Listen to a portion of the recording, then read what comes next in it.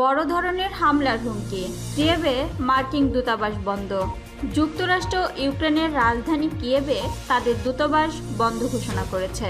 মার্কিন দূতাবাসের পক্ষ থেকে জানানো হয়েছে, বড় ধরনের বিমান হামলার সুনির্দিষ্ট তথ্য পাওয়ার পর এই সিদ্ধান্ত নেওয়া হয়েছে। বুধবার মার্কিন দূতাবাসের এক নিরাপত্তা বিজ্ঞপ্তিতে বলা হয়েছে, সতর্কতামূলক ব্যবস্থা হিসাবে দূতাবাস বন্ধ রাখা হয়েছে এবং দূতাবাস কর্মীদের তাদের অবস্থান থেকে সরে না যাওয়ার নির্দেশ দেওয়া হয়েছে।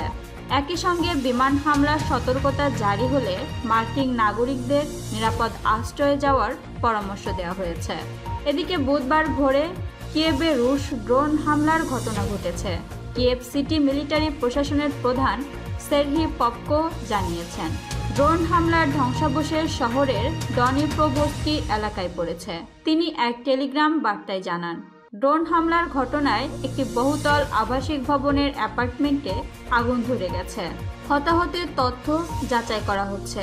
সাম্প্রতিক সময়ে রাশিয়ার ড্রোন হামলায় কিয়েভে 1 ডজনেরও বেশি মানুষের প্রাণহানি ঘটেছে এবং ইউক্রেন জুড়ে বিদ্যুৎ অবকাঠামোতে আঘাত হানায় ব্যাপক ব্ল্যাকআউটের ঘটনা ঘটেছে।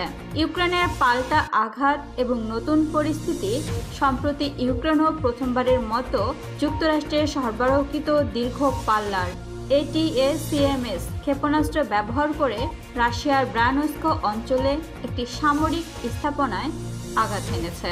এই হামলার পর ক্রেমলিন যুক্তরাষ্ট্রের ওপর তীব্র প্রতিক্রিয়া জানিয়েছেন। এরই মধ্যে রুশ প্রেসিডেন্ট ভ্লাদিমির পুতিন রাশিয়ার পারমাণবিক নীতিতে পরিবর্তন এনে এর প্রয়োগের সীমা আরও কমিয়েছেন। নতুন এই নীতিমালায় বলা হয়েছে, যদি কোনো পরমাণু অস্ত্রধারী দেশের সহযোগিতায় কোনো অপরমাণু দেশ রাশিয়ার ওপর আক্রমণ চালায়, তাহলে রাশিয়া পারমাণবিক অস্ত্র ব্যবহার করে হামলা চালাতে পারে। এদিকে মার্কিন দূতাবাসের এক মুখপাত্র জানিয়েছেন, কিয়েভে মার্কিন দূতাবাস বন্ধের এই সিদ্ধান্ত পুতিনের নীতিগত পরিবর্তনের সঙ্গে সম্পর্কিত নয়, বরং চলমান বিমান হামলার হুমকির কারণে নেওয়া হয়েছে।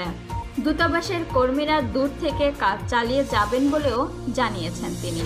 রাশিয়ার প্রতিরক্ষা মন্ত্রণালয়ের তথ্য অনুযায়ী গত রাতে রুশ বাহিনী 44টি ইউক্রেনীয় ড্রোন প্রতিহত করেছে।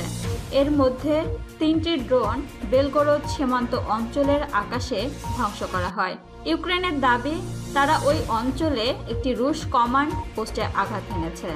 বর্তমান পরিস্থিতি যুদ্ধক্ষেত্রে উত্তেজনা আরও বাড়ানোর ইঙ্গিত দিচ্ছে।